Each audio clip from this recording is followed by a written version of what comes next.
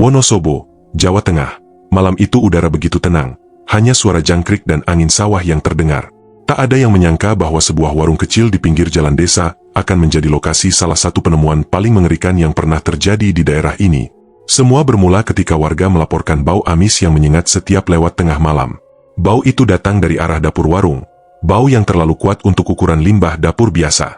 Polisi mendatangi lokasi, awalnya hanya berniat melakukan pemeriksaan ringan.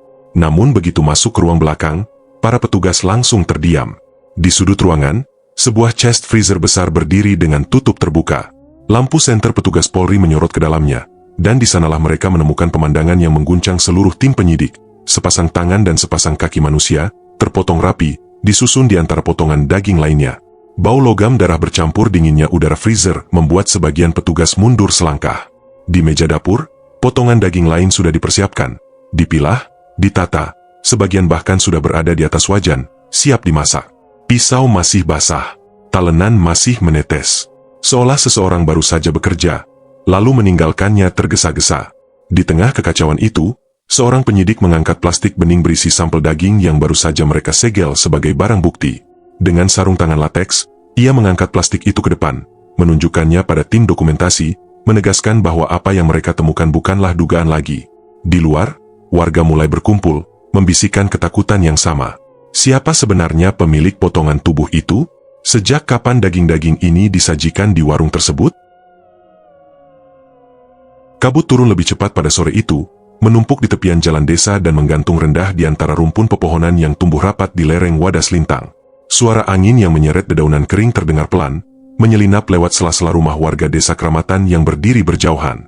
Dari ketinggian, desa ini tampak seperti titik gelap kecil yang terjebak di antara gulungan kabut, dan setiap suara, entah langkah kaki, batuk, atau hentakan gerobak sayur, seolah dipaksa melewati tirai dingin sebelum mencapai telinga siapapun. Di Wonosobo, cuaca memang sering begitu, tidak pernah benar-benar cerah, seakan menyimpan sesuatu yang enggan ditampilkan pada dunia luar. Dalam suasana inilah, sebuah warung makan sederhana berdiri di pinggir jalan utama desa. Warung itu milik seorang pria berusia 50-an bernama Pak Surawijaya. Sosok yang selama bertahun-tahun dikenal warga sebagai pria pendiam, tak banyak bicara, tak banyak menuntut. Bangunan warungnya kecil saja, dinding kayu rapuh, atap seng yang sebagian tepiannya sudah menghitam karena usia, dan lampu kuning kusam yang berkedip pelan setiap kali angin membuat kabelnya bergoyang. Namun justru warung kecil itulah yang hampir setiap pagi ramai oleh warga yang ingin sarapan. Mie rebus, nasi megono, sayur lodeh, dan kopi hitam yang aromanya cukup kuat untuk mengisi udara sekitar. Tapi sejak 2 minggu terakhir, ada sesuatu yang tidak biasa. Para pelanggan mulai berkurang. Beberapa warga memilih duduk jauh dari dapur, dan ada yang terang-terangan menutup hidung ketika melewati bagian belakang bangunan. Orang-orang tidak langsung mengeluh atau menyebarkan gosip. Di desa kecil seperti Kramatan, segala sesuatu cenderung dibiarkan dulu, berharap nanti akan hilang sendiri. Namun bau itu tidak pergi. Justru semakin menjadi-jadi, semakin menusuk, semakin membuat orang ingin muntah. Aroma itu seperti campuran sesuatu yang membusuk, seperti bangkai binatang yang terjebak di bawah lantai kayu selama berhari-hari, bercampur dengan bau tanah basah dan minyak goreng yang sudah lama tidak diganti. Ketika angin bergerak dari arah utara, arah dapur warung, bau itu langsung mengalir ringan namun menyengat, membuat beberapa warga spontan menoleh dan mengernyitkan dahi. Orang pertama yang melapor bukanlah orang yang cerewet, melainkan seorang ibu rumah tangga bernama Bu Kirana, yang kebetulan rumahnya berada tepat di seberang warung Surawijaya. Pagi itu, ketika ia keluar untuk menyapu halaman, bau anyir yang menguar dari belakang warung membuatnya tersentak dan menutup hidung dengan cepat. Astagfirullah, ini bau apa lagi? Gumamnya pelan.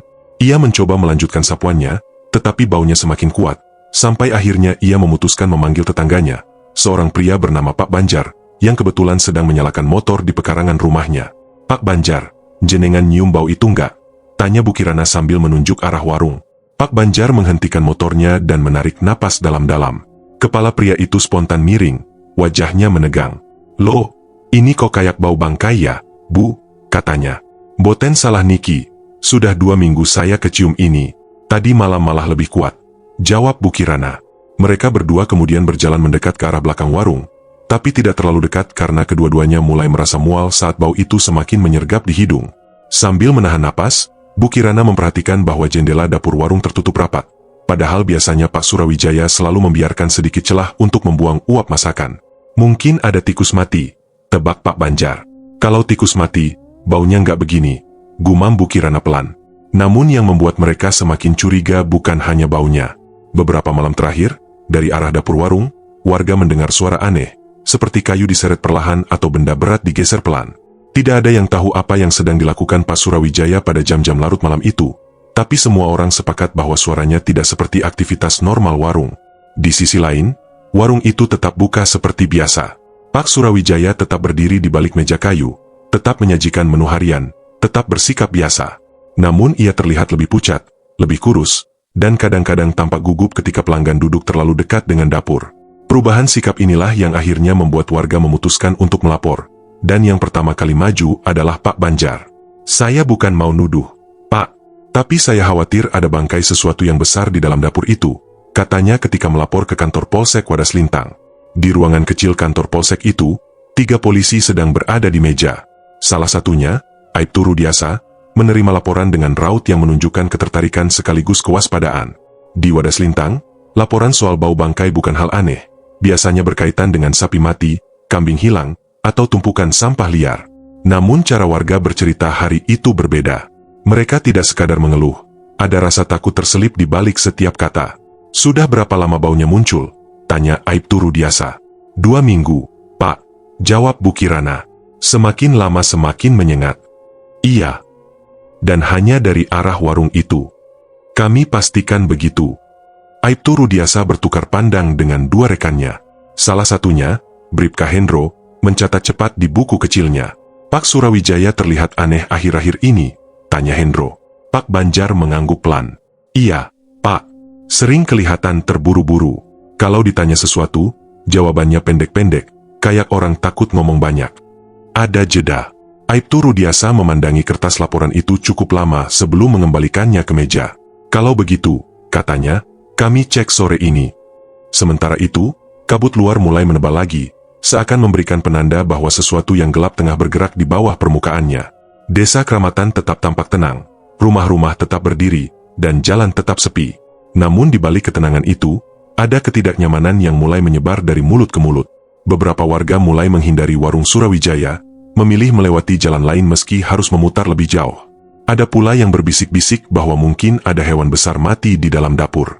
Tapi ada juga yang berani mengatakan hal yang lebih gelap, bahwa bau itu bukan bau hewan. Pada sore hari ketika polisi datang, hanya suara burung yang terdengar memecah keheningan.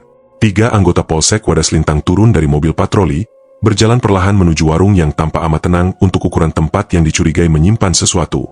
Lampu dalam warung sudah dinyalakan meski matahari masih menggantung rendah. Kabut turun tipis di sekitar atap seng, seakan sengaja menyelimuti bangunan itu. Pak Surawijaya berada di depan meja warung ketika polisi masuk. Selamat sore, Pak Surawijaya, sapa Aibtu Rudiasa dengan suara netral. Surawijaya mengangguk kecil. Sore, Pak. Mau pesan sesuatu? Kami kesini bukan untuk makan, Pak. Jawab Hendro sambil menunjukkan kartu identitas kepolisian. Ada laporan dari warga soal bau tidak sedap dari arah dapur warung. Kami mau lihat sebentar. Ekspresi Surawijaya berubah dalam sepersekian detik. Sangat cepat, nyaris tak terlihat, tapi cukup untuk menimbulkan kecurigaan. Ia tampak menelan ludah, kemudian tersenyum tipis. Bau, oh mungkin cuma minyak goreng lama. Pak, saya memang belum sempat ganti. Kami tetap perlu memastikan, Pak. Jawab Rudiasa tegas namun sopan. Terdapat jeda panjang. Lalu, dengan gerakan yang agak kaku, Surawijaya mengangguk pelan. Tapi dapur sedang saya kunci, Pak. Lagi berantakan. Saya perbaikan rak jadi banyak barang berserakan. Kunci mana, Pak?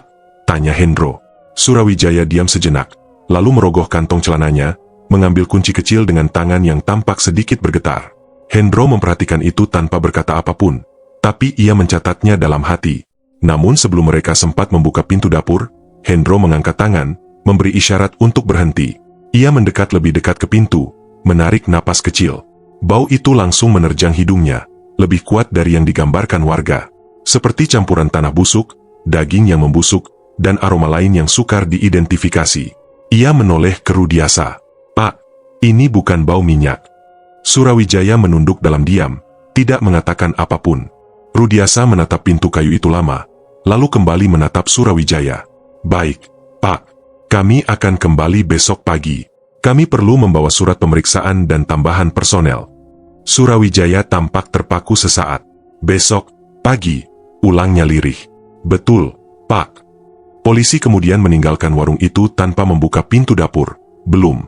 Mereka memutuskan langkah itu karena baunya terlalu kuat untuk dianggap persoalan biasa, dan adanya ketidakwajaran sikap pemilik membuat mereka perlu memperkuat prosedur agar aman. Ketika punggung ketiga polisi itu mulai hilang di balik kabut jalan desa, Pak Surawijaya masih berdiri di depan pintu warungnya, memegangi kusen kayu yang dingin seolah itu satu-satunya benda yang membuatnya tetap tegak.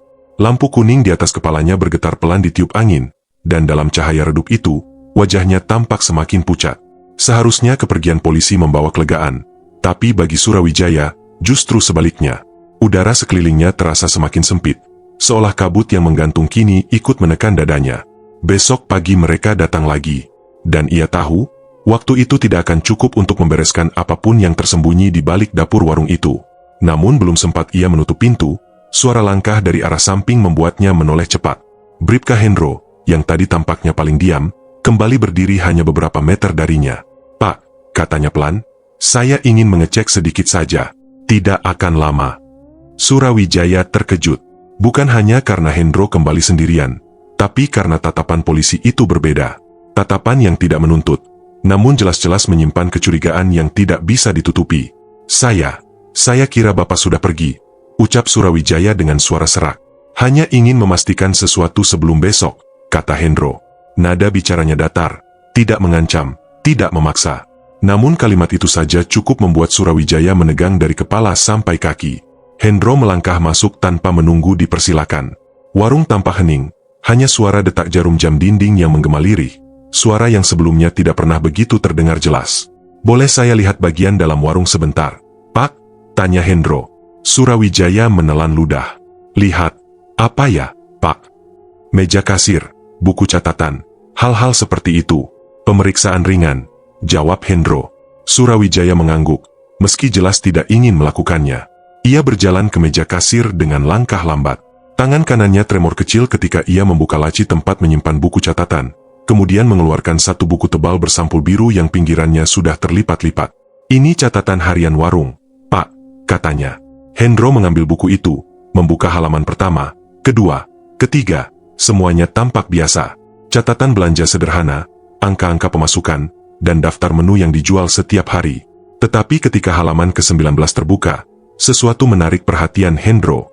Ada daftar belanja bahan baku yang tampak tidak sesuai. Daging merah segar, 7 kg.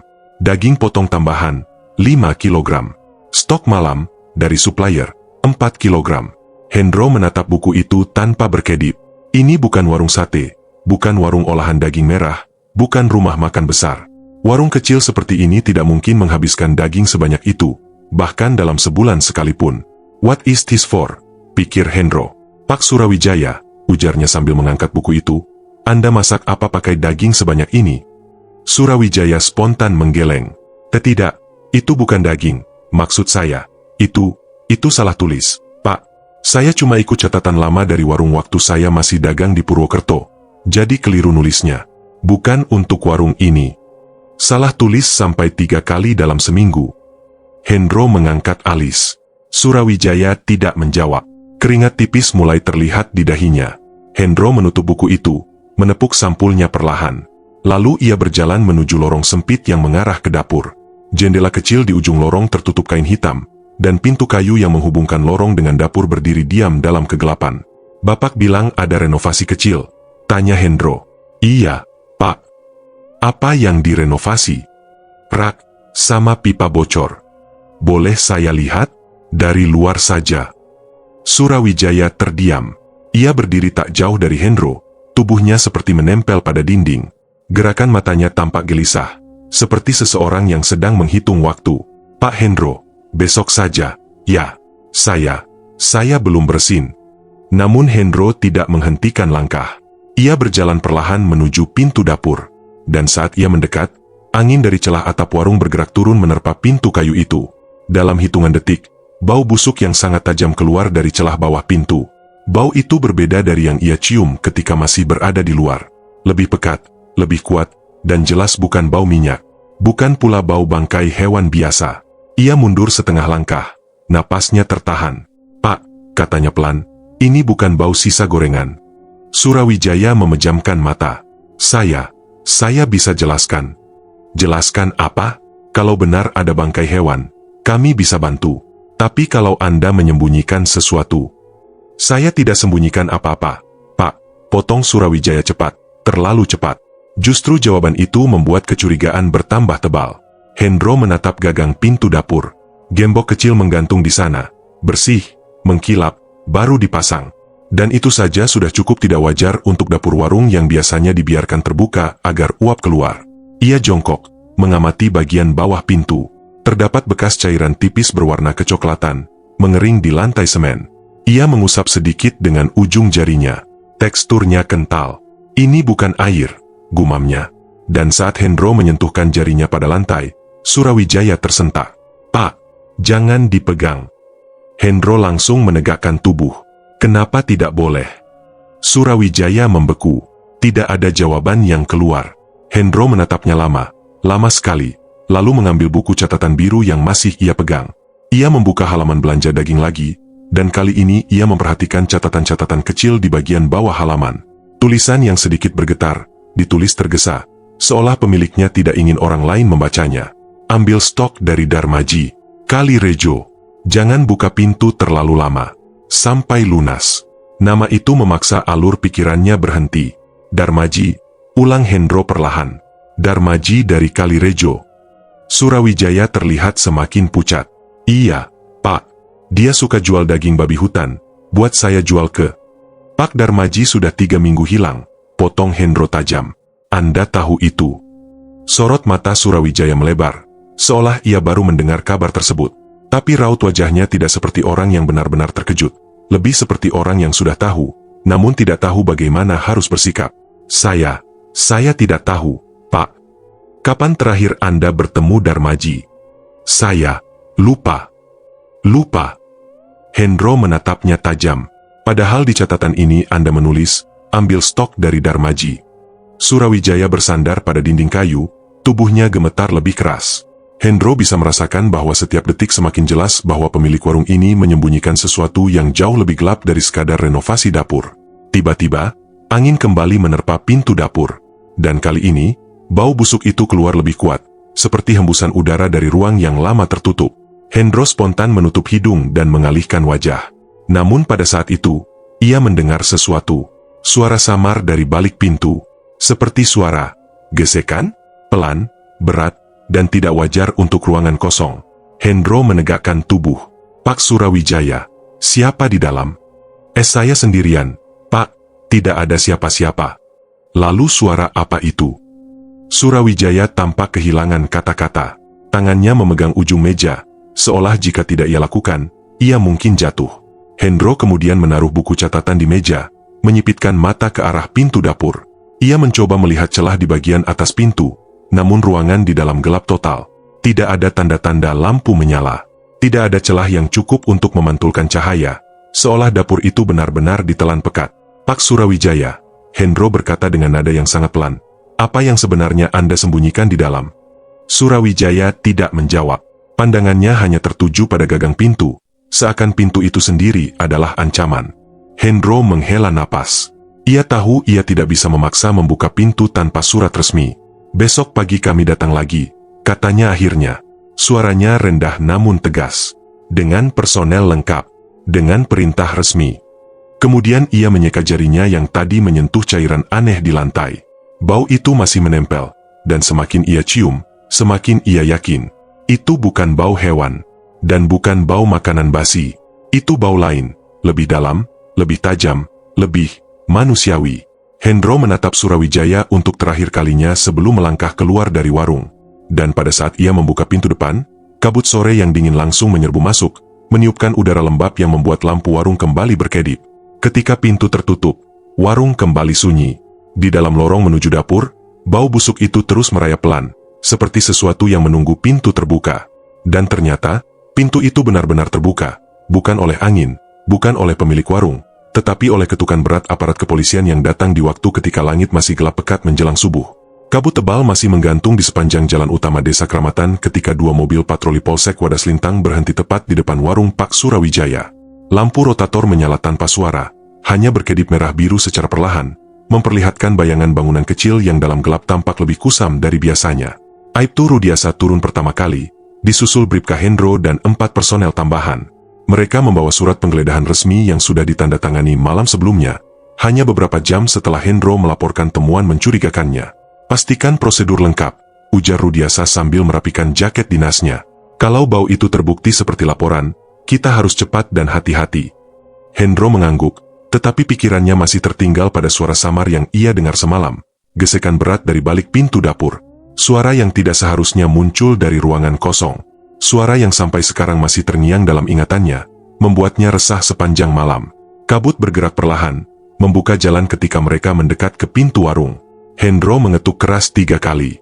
Pak Surawijaya, Kepolisian Wadas Lintang, mohon buka pintu.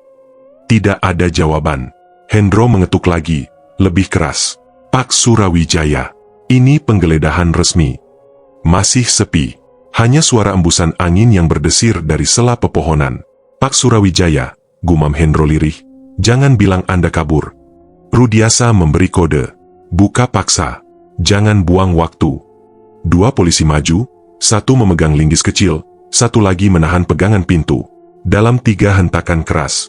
Brak, brak, brak. Engsel pintu kayu warung terlepas dan pintu mengayun masuk, memperlihatkan ruangan gelap yang hanya diterangi lampu yang berkelip tipis di langit-langit. Warung tampak kosong. Tidak ada pemilik. Tidak ada suara. Tetapi baunya. Baunya justru lebih pekat daripada semalam. Masya Allah, gumam salah satu polisi sambil menutup hidung. Ini bau apa? Hendro memberi isyarat agar semua orang masuk perlahan. Mereka membentuk formasi standar, memastikan tidak ada ancaman lain. Namun Hendro tahu, ancaman terbesar bukan berasal dari orang yang bersembunyi, melainkan dari apapun yang disembunyikan. Lorong sempit menuju dapur terlihat persis seperti semalam. Gelap, kain hitam menutup jendela kecil, dan pintu dapur masih terkunci dengan gembok yang sama. Hendro melangkah maju. Pecahkan, katanya pelan namun tegas. 2 personel mendekat. Dengan 1 pukulan keras linggis, gerak, gembok itu patah dan pintu terbuka setengah, mengeluarkan hembusan udara dingin bercampur busuk yang begitu pekat hingga semua orang mundur spontan. Cahaya senter diarahkan masuk. Dan pada saat itulah, semua orang terdiam. Dapur itu, bukan dapur warung biasa. Bagian pertama yang menarik perhatian mereka adalah benda besar di sudut ruang. Sebuah freezer industri, ukuran hampir 2 meter, warnanya putih pudar, dengan kabel tebal yang disambungkan ke terminal listrik yang tampak tidak layak pakai. Warung sekecil ini, pakai freezer sebesar itu, bisik salah satu polisi. Hendro tidak menjawab. Ia hanya menatap freezer itu lama sekali sebelum akhirnya melangkah mendekat, membuka penutupnya. Dan ketika penutup itu terbuka, seluruh ruangan seolah berhenti bernapas. Di dalam freezer, tertata dengan cara yang nyaris, rapi, terdapat potongan tubuh manusia. Kepala tanpa kulit kepala, lengan yang sudah dipotong dari bahu, paha utuh dengan tanda operasi kasar, dan beberapa kantong plastik berisi potongan kecil lain yang membeku menjadi gumpalan putih pucat. Namun yang paling mengerikan bukanlah bentuk potongan itu, melainkan label kecil yang ditempel di salah satu bungkus plastik besar. Darmaji, Kalireo. Hendro merasa darahnya turun ke kaki. Ia memegang pinggiran freezer dengan tangan yang bergetar sedikit. Darmaji, ulangnya pelan, hampir tidak terdengar. Aibtu Rudiasa mendekat, menutup mulutnya dengan tangan. Innalillahi, jadi benar warga yang hilang. Belum sempat mereka memproses shock itu, salah satu personel berteriak dari arah meja persiapan masak. "Pak, lihat ini." Semua menoleh. Di atas meja kayu yang biasa digunakan untuk meracik bumbu, mereka menemukan sesuatu yang lebih memuakkan. Ada talenan besar dengan daging merah muda yang sudah dipotong rapi, potongan yang bentuknya sangat mirip potongan sapi atau kambing, tetapi teksturnya terlalu halus, terlalu kenyal, terlalu menyerupai jaringan manusia. Di sebelahnya ada wajan masih berisi kuah keruh kecoklatan, seperti sisa rebusan daging semalam. Minyak berwarna gelap mengambang di permukaan, bersama pecahan kecil yang tampak seperti tulang rawan. Ini sudah siap masak, bisik salah satu polisi dengan suara tercekat. Pisau besar, kapak kecil, dan gunting daging tergeletak di meja. Semuanya masih basah, sebagian dengan air, sebagian dengan sesuatu yang berwarna merah kecoklatan. "Jangan sentuh dulu," perintah Hendro kepada semua. "Tunggu tim forensik." Namun meski begitu, Hendro dapat melihat cukup jelas bahwa warna, tekstur, dan bentuk potongan daging di meja sangat mirip dengan potongan di freezer. Rudiasa memanggilnya. Hendro, coba lihat ini. Ia menunjuk sebuah buku lusuh yang ditemukan di sudut ruang, tergeletak dekat kaleng bumbu. Sampulnya coklat pudar, ada bercak minyak dan noda gelap entah apa. Hendro membuka halaman pertama dengan sangat hati-hati. Kalimat pertama membuatnya merasakan dingin di tengkuk. Aku tidak pernah ingin begini, tapi lingkaran itu menuntut. Di bawahnya, ada simbol lingkaran berukir aneh, berulang-ulang, memenuhi hampir seluruh halaman. Bentuknya seperti sebuah lingkaran besar dengan 4 garis bercabang dari setiap sisi, mirip sketsa ritual kuno atau simbol yang tidak dikenal di budaya manapun. Halaman berikutnya mengandung tulisan pendek dan terputus-putus. Maaf, ini satu-satunya cara. Kalirejo pertama, jangan ulangi. Bau semakin sulit ditahan. Lingkaran, jangan biarkan retak. Rudiasa memandang Hendro. Apa ini? Semacam catatan ritual. Hendro menggeleng. Saya tidak tahu. Tapi jelas, ini bukan sekadar catatan belanja. Beberapa polisi menoleh ke arah pintu dapur dengan tatapan gelisah, seolah takut ada sesuatu yang masih bersembunyi dalam gelap. Namun dapur itu sunyi. Terlalu sunyi. Saat itulah suara langkah cepat terdengar dari luar. Pak, kami menemukan Pak Surawijaya. Semua berbalik. 2 polisi menggotong pria itu masuk ke warung. Surawijaya terlihat pucat, tubuhnya gemetar hebat. Ia ditemukan hanya beberapa meter dari warung, duduk di tanah dengan wajah kebasahan entah oleh keringat atau embun subuh. Ketika ia melihat freezer terbuka, lututnya lemas dan tubuhnya rubuh ke lantai. Pak Surawijaya, Rudiasa menahan bahunya. Anda akan kami bawa ke kantor polsek. Kami butuh penjelasan. Namun Surawijaya tidak menjawab. Ia hanya memandang meja persiapan masak, memandangi potongan daging yang hampir siap diolah, lalu memejamkan mata sambil bergumam lirih. Aku tidak bisa berhenti. Hendro memalingkan wajah, bukan karena ngeri, tetapi karena ada rasa marah yang merayap di dadanya. 2 personel memborgol Surawijaya dan menyeretnya keluar warung. Segel semuanya, perintah Rudiasa. Jangan ada yang keluar masuk. Ini TKP berat. Ketika polisi memasang garis kuning di depan warung dan menutup pintunya rapat-rapat, kabut subuh mulai menipis, seolah pagi perlahan mengambil alih. Namun di antara semua hal yang terjadi dalam ruangan itu, ada satu hal yang membuat Hendro kembali memandang ke arah dapur, ke freezer besar yang kini terbuka, ke meja yang penuh alat potong, ke buku lusuh dengan simbol lingkaran berulang. Semua itu memberi tanda yang sangat jelas. Ini bukan sekadar kasus hilangnya satu warga. Bukan sekadar pembunuhan, dan bukan sekadar warung yang menyajikan daging mayat. Ada sesuatu yang jauh lebih gelap tersembunyi di balik lingkaran itu. Sesuatu yang baru mulai mereka sentuh permukaannya saja. Semua itu memberi tanda yang begitu kuat, sampai-sampai pada pagi berikutnya Hendro dan tim memutuskan bahwa sumber kegelapan yang tersirat dari simbol lingkaran itu harus ditelusuri dari awal, dan nama pertama yang kembali muncul di kepala mereka adalah Darmaji, pria yang disebut warga terakhir terlihat sering mondar-mandir di warung Pak Surawijaya sebelum menghilang. Dusun Kalirejo menyambut kedatangan rombongan kecil polisi dengan suasana yang jauh lebih sunyi daripada biasanya. Awan tebal menggantung rendah di atas rumpun bambu, membuat jalan tanah yang membelah dusun itu terasa lebih dingin dan lengang. Rumah-rumah joglo sederhana berdiri berjarak, sebagian besar masih tertutup rapat karena waktu baru menunjukkan pukul 6 pagi. Angin membawa aroma tanah basah bercampur wangi asap kayu dari tungku dapur warga. Rumah keluarga Darmaji berada di sisi timur dusun. Sebuah bangunan setengah kayu setengah bata dengan ket pudar dan pagar bambu yang sudah miring.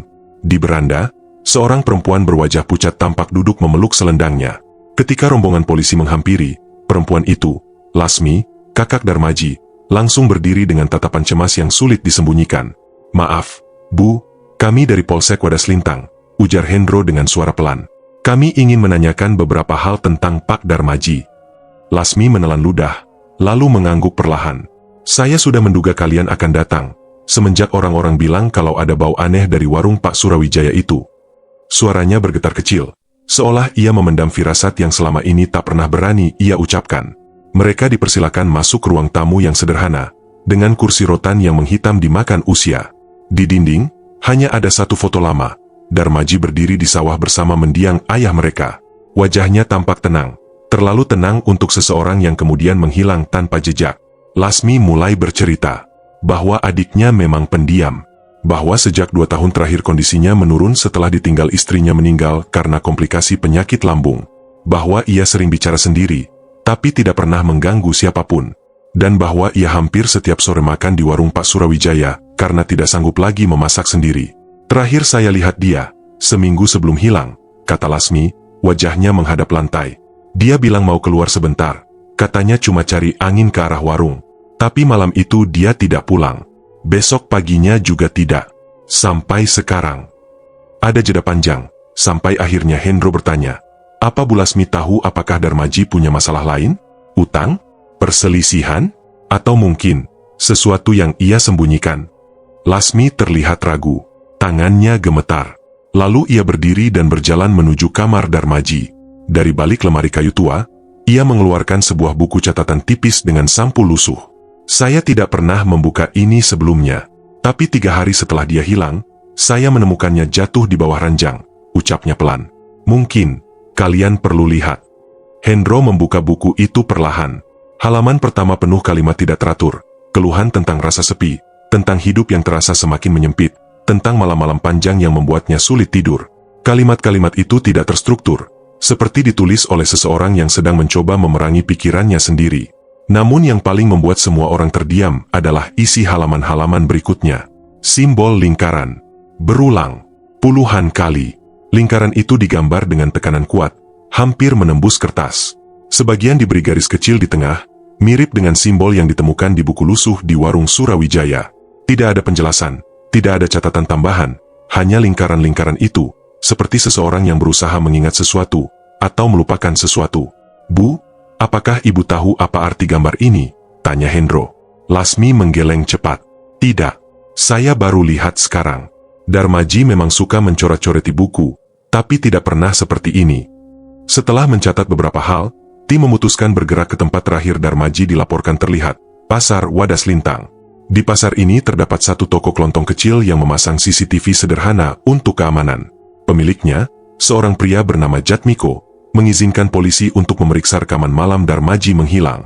Rekaman itu berwarna kusam, dengan suara bising dari kamera yang sudah lama. Namun sosok Darmaji terlihat jelas. Ia berjalan pelan, membawa jaket lusuh, wajahnya tertunduk. Jam pada layar menunjukkan pukul 19.42. Tapi hal yang paling membuat bulu kuduk Hendro meremang bukanlah wajah Darmaji, melainkan arah yang ia ambil. Bukan menuju rumahnya, bukan menuju warung Surawijaya, melainkan ke arah timur, menuju kawasan hutan kecil yang menghubungkan Kalirejo dengan lereng Wadas Lintang. Dalam rekaman, Darmaji sempat menoleh sekali ke belakang, seakan mendengar sesuatu atau memastikan tidak ada yang mengikutinya. Ekspresinya kosong, campuran antara lelah dan seperti sedang mendengarkan suara yang tidak terdengar oleh manusia lain. Lalu ia menghilang dalam gelapnya jalan yang tidak memiliki penerangan. Jatmiko menghela napas panjang. Setelah itu saya tidak lihat dia lagi, Pak. Besoknya warga mulai tanya-tanya, katanya Darmaji hilang. Hendro menutup rekaman itu dan menatap jalan di luar toko. Jalan yang sama yang ada dalam rekaman, sepi, teduh, dan mengarah ke hutan gelap yang kini terasa hampir memanggil. Ada benang tipis yang mulai menghubungkan semuanya. Warung Surawijaya. Freezer terlarang. Simbol lingkaran. Catatan Darmaji. Dan langkah terakhirnya menuju hutan. Tapi benang itu belum cukup untuk membentuk jawaban.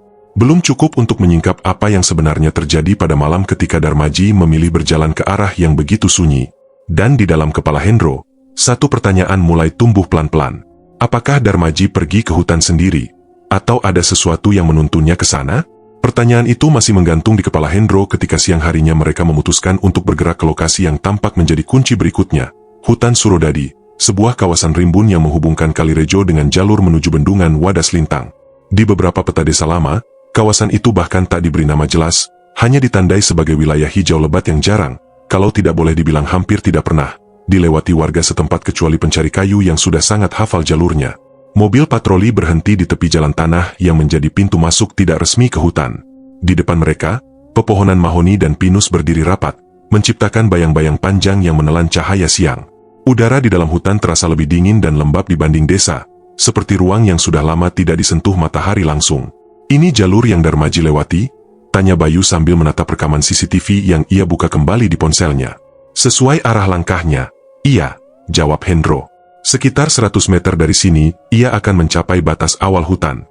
Mereka berjalan masuk, ditemani hanya suara dedaunan yang bergesekan dan sesekali teriakan burung yang menggema jauh di dalam. Bau tanah basah bercampur aroma kayu membusuk memenuhi udara. Meski masih siang, Suasana hutan seolah memaksa siapapun menurunkan suara dan memperlambat langkah. Sekitar 200 meter dari titik masuk, mereka menemukan tanda pertama, tanah yang tampak seperti pernah diinjak berulang, bukan oleh binatang, melainkan manusia. Rumput di beberapa titik rebah ke satu arah, menyisakan jejak samar seolah seseorang sering duduk di sana. Tak jauh dari situ, Bayu memanggil rekan-rekannya. "Pak, lihat ini." Di bawah pohon besar, terdapat kain sobek yang kusam warnanya, seperti bagian dari jaket atau selimut tipis. Kain itu setengah tertimbun tanah, tetapi ujungnya masih tampak bersih, menunjukkan bahwa tidak semua bagian tertinggal sejak lama. 2 meter dari kain itu, tampak bekas lingkaran api unggun kecil. Arangnya sudah dingin, tetapi belum sepenuhnya terurai.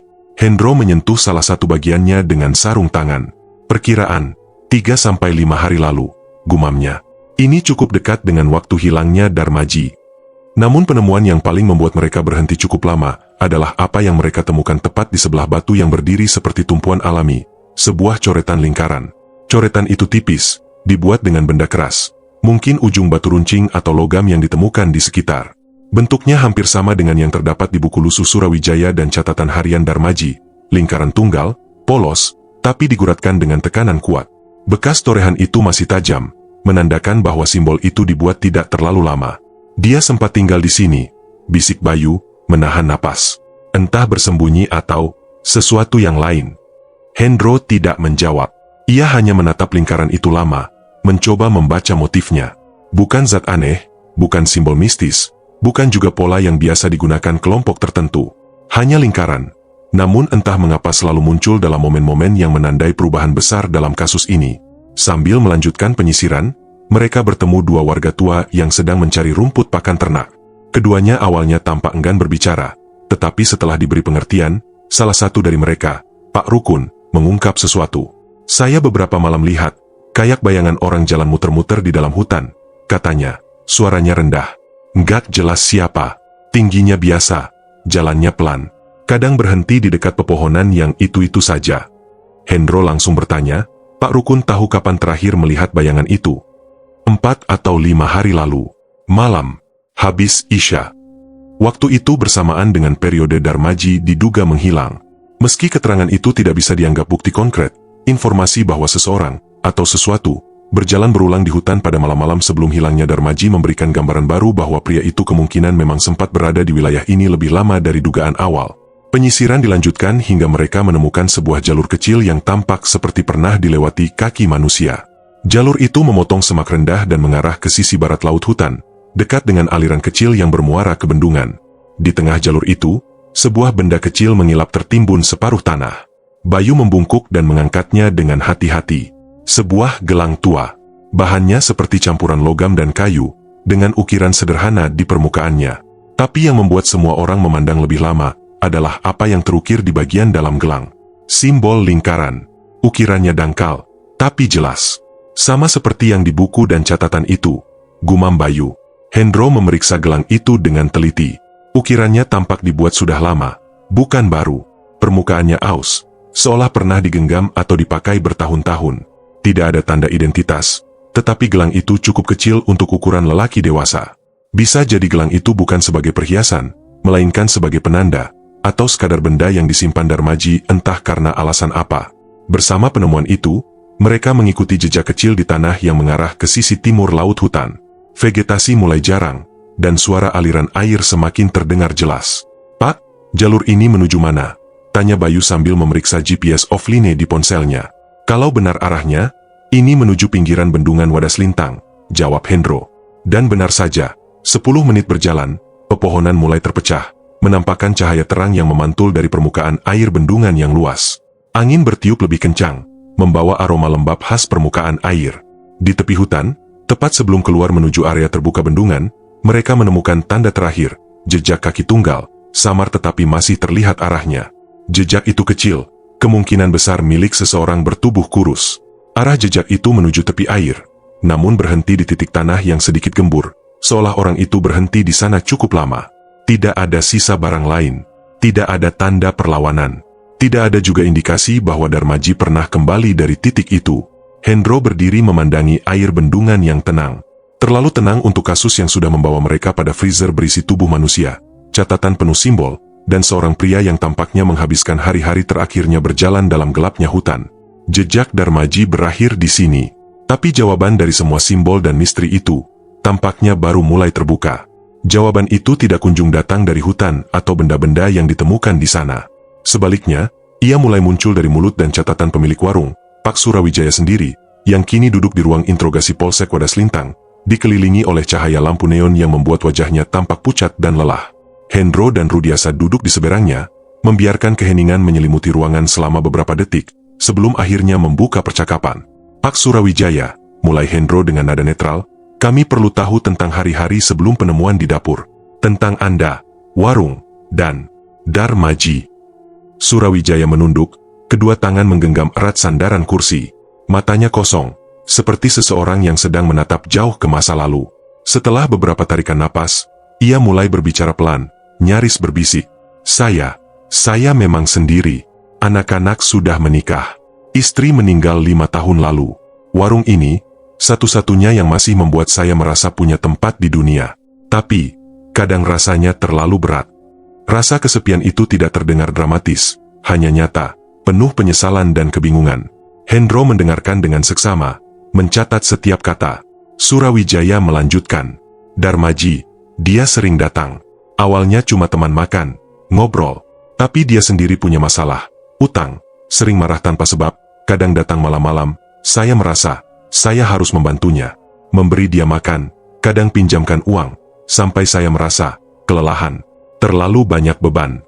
Tangan Surawijaya gemetar ketika ia mengambil selembar kertas lusuh dari laci di depannya. Itu adalah salah satu catatan penyesalan yang sebelumnya ditemukan di warung. Tulisan tangan itu nyaris tak terbaca di beberapa bagian. Tinta bercampur noda hitam dari minyak dan air. Semuanya mulai dari satu kesalahan. Lanjutnya, potongan daging pertama, bukan rencana. Saya panik. Darmaji datang malam itu, bercerita tentang utang, tentang hidupnya yang hancur. Saya merasa tidak sanggup menolak. Dan ketika saya melihat bahan di dapur, saya membuat keputusan bodoh. Ia menutup wajah dengan tangan, terdengar suara serak. Hendro mencatat setiap kalimat, menahan diri untuk tidak menginterupsi. Surawijaya menarik napas dalam, lalu melanjutkan dengan nada lirih. Potongan itu, sebagian saya gunakan untuk menutupi kekurangan bahan, untuk menu warung. Saya tidak tahu. Saya tidak berpikir akan menjadi seperti ini. Tapi setelah malam pertama, setelah bau itu mulai ada, saya terus mencoba menutupi, menahan rasa bersalah, hingga akhirnya tidak terkendali. Forensik yang sebelumnya memeriksa sisa makanan di meja dapur menemukan kecocokan yang jelas antara potongan daging di freezer dan di wajan yang masih basah. Pernyataan Surawijaya kini mendapatkan bukti fisik yang kuat. Catatan, potongan daging, bau yang tetap menyengat. Semua mendukung kronologi psikologis yang ia jelaskan, bahwa tidak ada perencanaan awal yang matang, hanya tekanan, frustasi, dan keputusan panik yang membuat situasi semakin gelap. Setelah kejadian pertama, Surawijaya menambahkan, saya menulis catatan, sebagai pengakuan untuk diri sendiri. Tulisannya, penuh penyesalan. Simbol lingkaran itu, saya menulisnya berulang. Seperti mencoba menenangkan diri, atau mungkin mengingatkan diri untuk tidak mengulang. Tapi saya sudah terlalu jauh.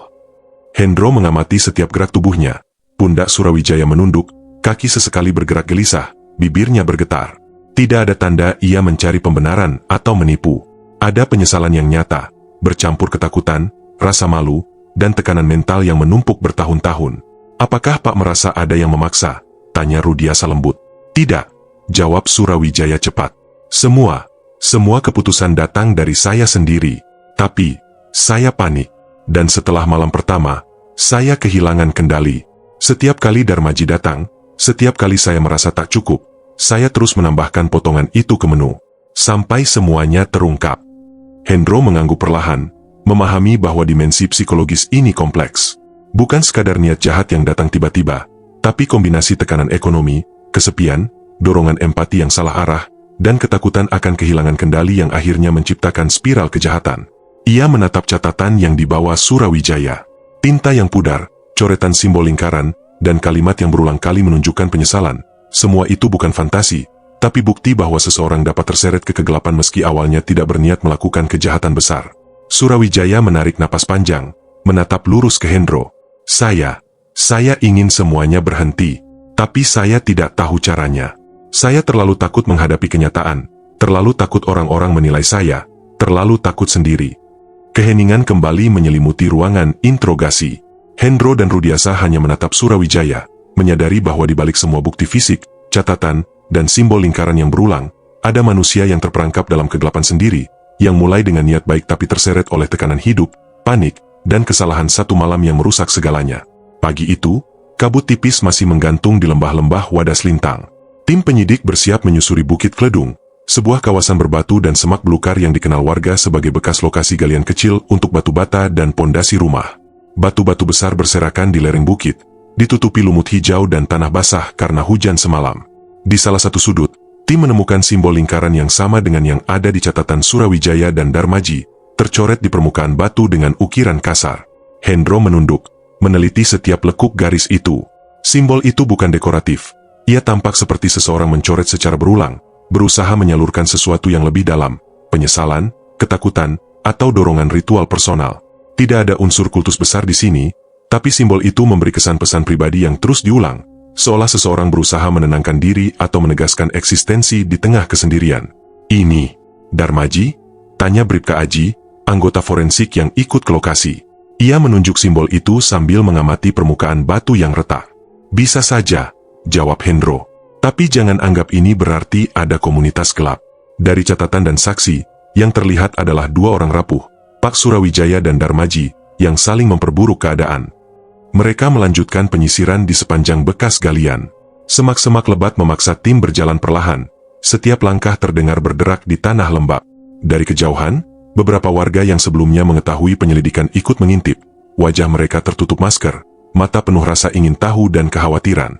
Salah seorang warga, Pak Wiranto dari Dusun Kramatan, berkata dengan suara lirih. Beberapa bulan lalu, saya sering lihat orang seperti Darmaji berjalan linglung di pinggir kebun kopi dan jagung. Sendiri, kadang dari pagi sampai sore, seakan dia tidak tahu mau kemana. Orangnya pendiam, tapi sering terlihat gelisah. Kesaksian itu memperkuat dugaan tim penyidik bahwa Darmaji memang terisolasi secara sosial jauh sebelum peristiwa tragis di warung Surawijaya. Ia sering menyendiri, berinteraksi dengan sedikit orang, dan cenderung mencari tempat di alam terbuka untuk menenangkan pikirannya. Selain itu, dari beberapa sumber, tim menemukan bahwa Darmaji pernah bergabung dengan kelompok kecil pertapa lokal, yang biasa tinggal berpindah-pindah di hutan Wonosobo dan sekitarnya. Kelompok ini bukan kultus, bukan organisasi rahasia.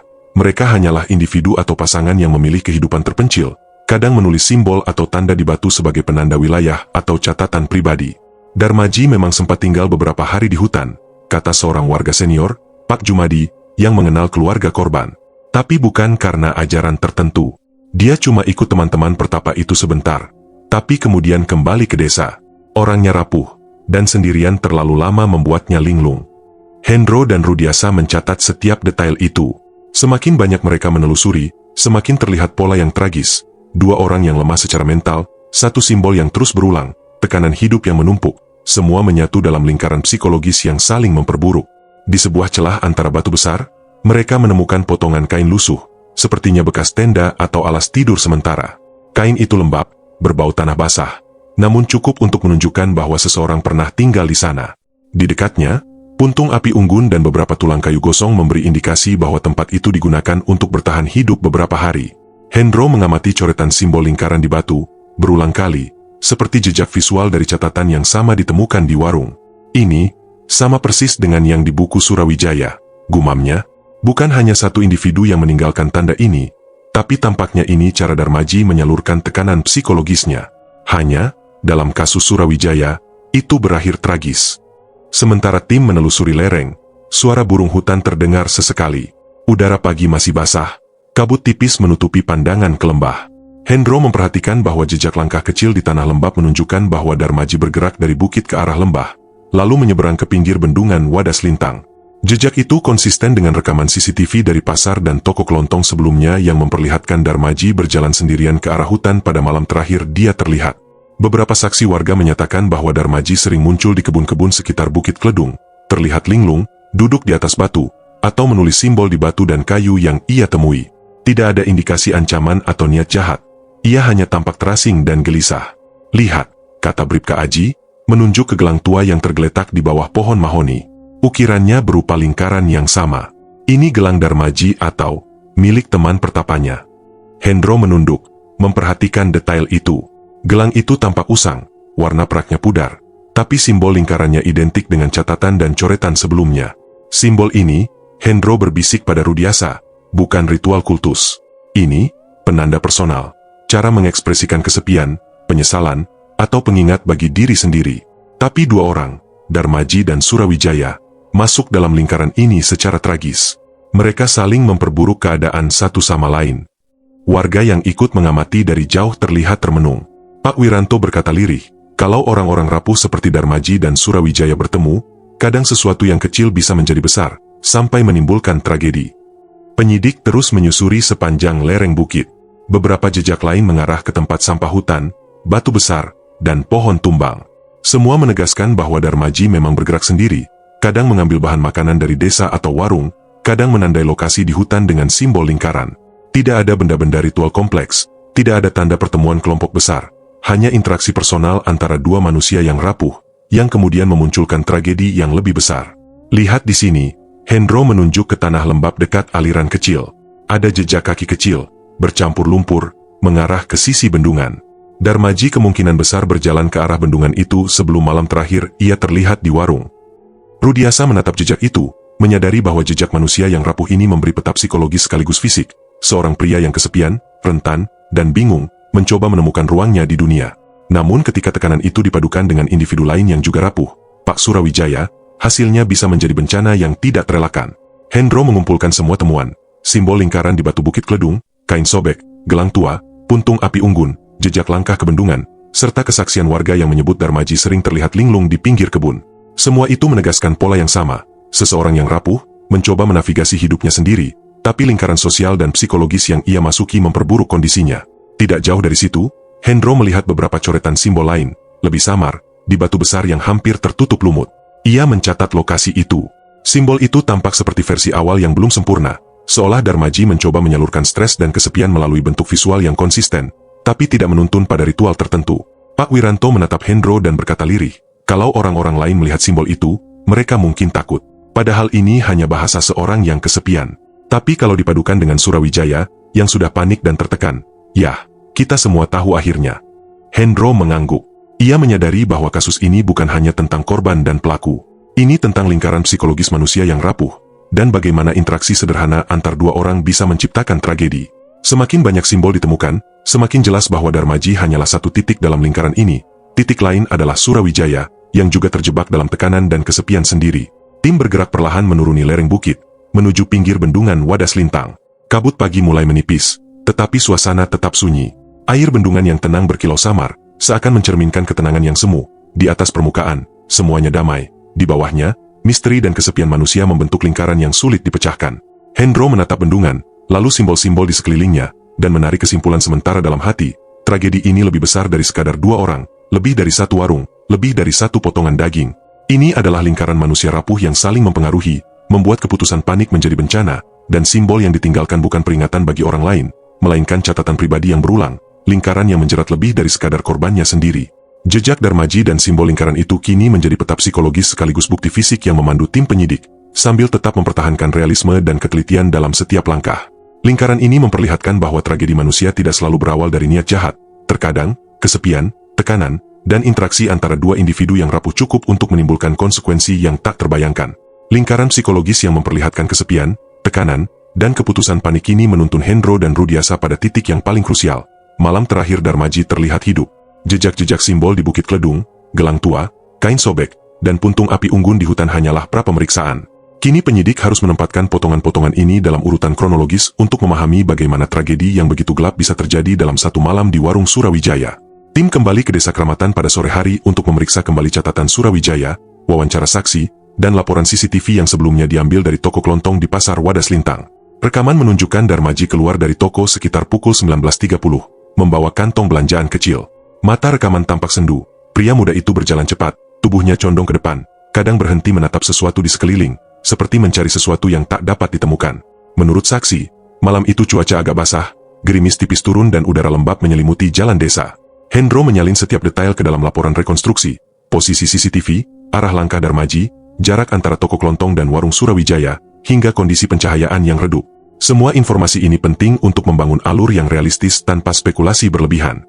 Darmaji tiba di warung sekitar pukul 20. Bukti saksi dan CCTV mengungkapkan bahwa ia tampak gelisah.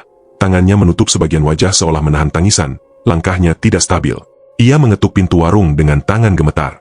Beberapa pelanggan lain sudah pulang, dan warung hanya diterangi lampu kuning kusam yang berkedip karena kabel yang longgar. Menurut pengakuan Surawijaya dalam interogasi naratif yang direkam, Darmaji datang dalam kondisi kacau. Suaranya bergetar saat meminta makanan, tubuhnya terlihat lemah, dan beberapa kali ia jatuh terduduk di depan meja warung. Dia menangis. Pak, kata Surawijaya, suaranya masih terdengar gemetar saat menceritakan peristiwa itu. Saya panik, saya tidak tahu harus berbuat apa, dan tiba-tiba dia pingsan di lantai. Hendro menandai bagian ini dalam laporan rekonstruksi. Kita tidak bicara soal detail gore, katanya. Kita bicara tentang urutan kejadian, keputusan, dan psikologi manusia. Bagaimana tekanan dapat mengubah seseorang menjadi tidak rasional, dan bagaimana itu memicu rangkaian tragedi. Surawijaya mengaku bahwa saat Darmaji pingsan, ia kebingungan. Ada ketakutan yang sangat kuat, takut polisi datang, takut tanggung jawab sosial, dan tekanan dari kehidupannya sendiri yang selama ini menumpuk. Panik, ia membuat keputusan fatal, mengambil langkah ekstrim untuk menutupi situasi. Analisis forensik awal menguatkan pengakuan ini. Jejak sidik jari Darmaji ditemukan di pintu, di meja, dan di beberapa alat masak. Sisa-sisa kuah dan daging yang kemudian diuji DNA menunjukkan kesamaan dengan potongan tubuh korban yang ditemukan di freezer. Semua bukti ini membentuk satu narasi yang jelas. Keputusan panik Surawijaya dan kondisi rapuh Darmaji saling bertabrakan pada malam itu, menghasilkan konsekuensi tragis.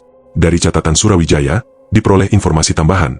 Potongan tubuh pertama masuk ke dapur bukan karena rencana jangka panjang, tapi akibat tekanan mental dan ketakutan pada saat itu. Surawijaya menulis beberapa kalimat penyesalan di buku lusuh setelah kejadian pertama, menandai simbol lingkaran yang sama berulang kali, tanda bahwa ia sadar melakukan sesuatu yang salah, namun tidak tahu bagaimana menebusnya. Dalam rekonstruksi, Hendro menempatkan semua elemen ini dalam garis waktu. Darmaji datang ke warung, terlihat gelisah, memohon makanan. Darmaji menangis dan jatuh pingsan di lantai.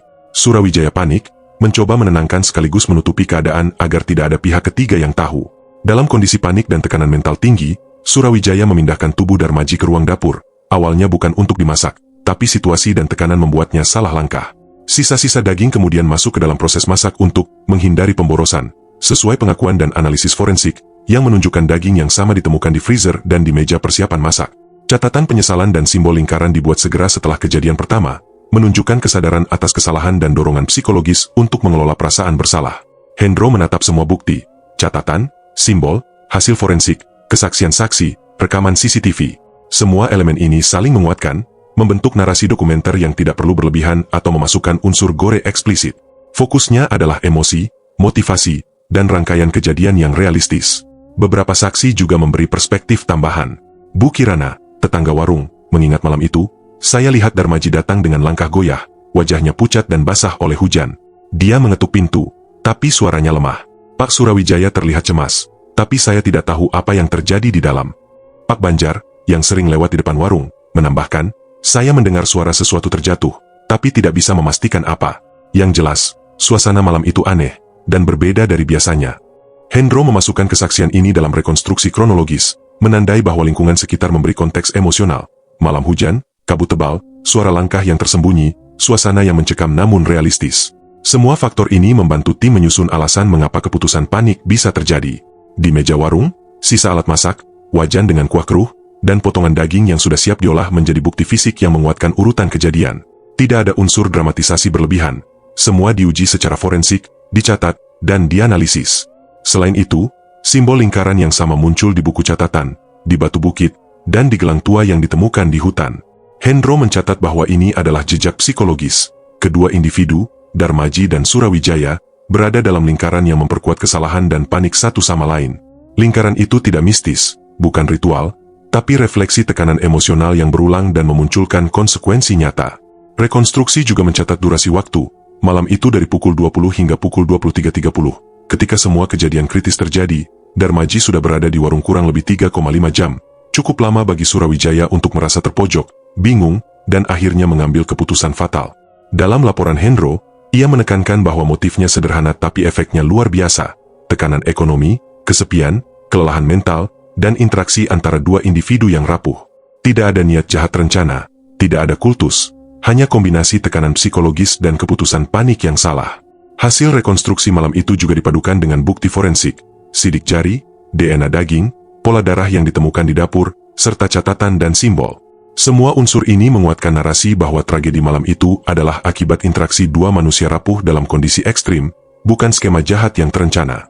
Penyidik kemudian menyusun diagram urutan kejadian, menandai posisi Darmaji saat datang, titik ia pingsan, lokasi potongan daging dipindahkan, simbol lingkaran dicoret, dan bukti-bukti fisik lainnya. Diagram ini digunakan sebagai peta psikologis dan fisik yang memudahkan semua pihak memahami peristiwa malam itu tanpa menimbulkan spekulasi berlebihan. Hendro menatap ulang simbol lingkaran, catatan penyesalan, dan bukti dapur. Ia menyadari bahwa tragedi ini adalah kombinasi tekanan mental, kesepian, ketakutan, dan keputusan yang salah pada saat panik. Semua itu membentuk satu lingkaran fatal yang berulang dan menjerat kedua individu, Darmaji sebagai korban pertama, dan Surawijaya sebagai manusia yang membuat keputusan fatal tanpa niat membunuh. Semua bukti ini kemudian dikemas dalam laporan dokumenter yang rinci, kronologi, analisis psikologis, rekonstruksi malam terakhir, dan jejak fisik di lokasi. Laporan itu bukan hanya membuktikan fakta, tetapi juga menggambarkan kompleksitas manusia dalam kondisi ekstrim, bagaimana kesalahan kecil bisa bereskalasi menjadi tragedi yang besar, dan bagaimana lingkaran tekanan emosional bisa memengaruhi perilaku dengan konsekuensi tragis. Ketika tim meninggalkan warung pada pagi hari setelah rekonstruksi, lampu kuning kusam di atas pintu masih berkedip. Kabut pagi menutup jalan desa, membungkus warung dan sisa-sisa malam tragis itu. Hendro menatap warung, lalu ke hutan Bukit Kledung, sadar bahwa tragedi ini bukan hanya tentang satu malam, satu warung, atau satu korban, tetapi tentang lingkaran rapuh manusia yang saling memengaruhi dan keputusan panik yang tak terelakkan. Hendro menatap warung Surawijaya dari pinggir jalan desa. Kabut pagi yang menebal menutupi atap seng yang sudah kusam dan lampu kuning yang berkedip pelan. Semua tanda, semua simbol, semua jejak fisik dan psikologis dari malam terakhir Darmaji kini tersusun dalam laporan panjang yang akan dikirim ke kantor polisi pusat. Tetapi Hendro tahu satu hal, meskipun semua bukti dikumpulkan, tidak semua kebenaran akan pernah sepenuhnya terungkap. Tim penyidik Polsek Wadas Lintang, bersama ahli forensik dan psikolog kriminal, menyusun kesimpulan resmi dari seluruh penyelidikan. Surawijaya dijerat dengan pasal yang relevan mengenai penguasaan dan penggunaan mayat dengan niat yang dapat menimbulkan bahaya sosial, meski catatan penyidikan menekankan bahwa ia bukan pembunuh berencana. Analisis psikologis menunjukkan tekanan ekonomi, kesepian, frustasi, dan panik mendadak sebagai faktor utama. Dalam laporan itu dicatat secara rinci bagaimana satu malam bisa berubah menjadi tragedi yang menjerat dua manusia rapuh, Darmaji dan Surawijaya. Dalam laporan resmi, nama Darmaji disebut sebagai korban, dengan catatan kronologis kehadiran terakhirnya di warung, kondisi emosionalnya, dan bukti fisik yang ditemukan di lokasi. Rekonstruksi malam terakhir, hasil tes forensik DNA, serta catatan penyesalan Surawijaya menjadi inti dari dokumen yang disiapkan untuk pengadilan dan arsip investigasi. Namun, demi ketenangan warga desa Kramatan dan masyarakat Wadas Lintang, beberapa detail, khususnya terkait simbol lingkaran, mekanisme pengolahan daging, dan intensitas psikologis Surawijaya saat panik, dirahasiakan. Pihak kepolisian memutuskan bahwa mengungkap semuanya bisa memicu ketakutan massal dan spekulasi berlebihan, yang justru akan mengganggu ketertiban sosial. Dengan demikian, sebagian fakta tetap disimpan secara internal, hanya diketahui oleh penyidik dan pihak berwenang. Nasib Surawijaya kini berada di tangan hukum. Ia ditahan di ruang isolasi Polres Wonosobo, menunggu persidangan. Selama interogasi dan pemeriksaan psikologis lanjutan, ia kerap menundukkan kepala, menyentuh buku lusuh yang kini menjadi barang bukti, dan terkadang meneteskan air mata. Tidak ada pembelaan berlebihan, hanya manusia yang merasa tenggelam dalam kesalahan yang dibuat dalam kondisi panik dan tertekan. Keluarga Darmaji, ibu, kakak, dan sepupu, menerima kabar tragis ini dengan rasa campur aduk.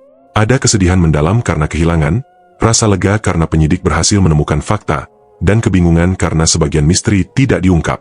Mereka diberi pengarahan oleh penyidik tentang kronologi, bukti, dan hasil rekonstruksi, namun simbol lingkaran, bukti psikologis Surawijaya, dan sebagian detail malam terakhir disimpan agar tidak menimbulkan trauma tambahan. Seorang penyidik senior, yang juga menjadi narasumber dokumenter ini, menekankan hal penting. Kasus ini bukan sekadar tentang mayat di warung. Ini tentang bagaimana kesepian, tekanan, dan rasa putus asa bisa membuat seseorang tergelincir. Bagaimana satu keputusan panik bisa menimbulkan konsekuensi tragis yang melibatkan lebih dari satu orang. Dan bagaimana lingkaran emosional antara dua individu yang rapuh bisa menimbulkan tragedi yang tak diinginkan. Hendro memandang ulang gelang tua dengan simbol lingkaran yang ditemukan di hutan Surodadi. Ia menuliskan refleksi dalam laporan dokumenter. Simbol itu bukan ritual, bukan kultus, bukan petunjuk mistis. Ia hanyalah jejak psikologis dari tekanan, kesepian, dan rasa bersalah. Sebuah tanda bahwa manusia memiliki batas, dan ketika batas itu terlampaui, akibatnya bisa menghancurkan diri sendiri dan orang lain di sekitarnya. Warga desa Kramatan pun mulai menata hidup kembali. Warung Surawijaya disegel, sementara beberapa rumah tangga di sekitar tetap menjaga jarak untuk beberapa waktu. Namun kehidupan sehari-hari perlahan kembali normal. Anak-anak sekolah, ibu-ibu berbelanja di pasar, bapak-bapak bekerja di kebun. Mereka menyadari bahwa tidak semua kebenaran bisa atau perlu dibuka. Beberapa hal cukup menjadi pelajaran, dan pembelajaran itu bukan tentang detail tragis, tapi tentang kewaspadaan terhadap tekanan hidup dan pentingnya saling mendukung satu sama lain. Di sisi lain, dokumentasi rekonstruksi, analisis psikologis, dan laporan forensik kini tersimpan di arsip kepolisian Wonosobo sebagai catatan bagi generasi penyidik berikutnya. Laporan itu menjadi rujukan dalam kasus serupa, terutama mengenai psikologi panik, tekanan sosial, dan konsekuensi dari keputusan ekstrim yang diambil dalam kondisi stres. Dalam narasi dokumenter, Hendro menutup babak investigasi ini dengan refleksi panjang. Manusia tidak bisa sepenuhnya bebas dari kesepian atau rasa putus asa. Situasi yang berat, kombinasi tekanan internal dan eksternal, bisa membuat seseorang tergelincir tanpa sadar. Tragedi ini menjadi contoh nyata bahwa kegagalan mengelola emosi dan tekanan bisa menimbulkan efek domino, merugikan diri sendiri dan orang lain. Warga yang pernah menjadi saksi atau hanya mendengar kabar peristiwa ini belajar bahwa tidak semua kebenaran harus diungkap sepenuhnya. Ada batasan antara mengetahui fakta dan mempertaruhkan kesejahteraan mental masyarakat. Beberapa detail disimpan agar tidak memicu rasa takut atau spekulasi liar. Ini adalah pelajaran penting tentang manajemen informasi dalam kasus kriminal yang berdampak sosial. Kisah Surawijaya dan Darmaji juga menyisakan pertanyaan besar. Bagaimana manusia bisa bertahan di tengah tekanan psikologis yang ekstrim? Bagaimana kesepian, rasa bersalah, dan ketakutan bisa memicu serangkaian keputusan fatal? Tim dokumenter mencatat bahwa tragedi ini bukan hanya tentang warung, daging, atau simbol lingkaran, tapi tentang kerapuhan manusia dan bagaimana interaksi dua individu yang rapuh bisa menimbulkan akibat yang tidak pernah diperkirakan sebelumnya. Dalam wawancara reflektif, seorang psikolog kriminal menekankan, tidak ada yang sempurna. Setiap orang memiliki titik lelah. Yang terjadi di warung Kramatan hanyalah peristiwa ekstrim dari ketidakmampuan manusia mengelola tekanan dan rasa bersalah. Ini bukan tentang kejahatan terencana, ini tentang manusia yang gagal menghadapi kondisi ekstrim. Masyarakat mulai menyadari bahwa pelajaran terbesar dari kasus ini bukan pada sensasi tragis atau morbiditas peristiwa, tapi pada refleksi tentang diri, empati, dan pentingnya dukungan sosial. Ketika tekanan ekonomi, kesepian, dan rasa frustasi muncul, manusia memerlukan jaringan sosial, perhatian, dan ruang untuk merenung. Tanpa itu, lingkaran panik bisa membesar dan menimbulkan tragedi. Surawijaya tetap berada di sel penahanan, menghadapi proses hukum, namun narasi dokumenter menempatkannya sebagai kasus studi psikologis, bukan sebagai ikon kejahatan sadis. Narasi itu menekankan bahwa tragedi bisa terjadi pada siapa saja ketika kondisi mental, sosial, dan emosional bertemu pada titik terburuknya. Keluarga Darmaji, meski kehilangan, mulai menemukan cara untuk menerima. Mereka menanam pohon di tepi jalan desa sebagai tanda peringatan dan refleksi, bahwa kehidupan terus berjalan, tetapi jejak kesalahan dan tragedi tetap memberi pelajaran yang mendalam. Anak-anak desa yang melihat pohon itu kemudian bertanya tentang simbol lingkaran, dan orang tua menjelaskan dengan sederhana, itu adalah pengingat tentang kesadaran diri, tekanan, dan tanggung jawab terhadap keputusan yang diambil. Kabut pagi di desa Kramatan perlahan menipis, sinar matahari menembus celah pepohonan di lereng Wadas Lintang. Warung Surawijaya tetap sunyi, pintu dapur terkunci rapat, freezer besar dan buku lusuh kini menjadi arsip kepolisian. Namun atmosfer di desa kembali normal, warga berjalan, bekerja, dan berbicara satu sama lain, sambil membawa pelajaran yang tidak akan pernah hilang, bahwa kerapuhan manusia bisa muncul di tempat yang paling tak terduga, dan bahwa tidak semua kebenaran harus diketahui untuk melanjutkan hidup.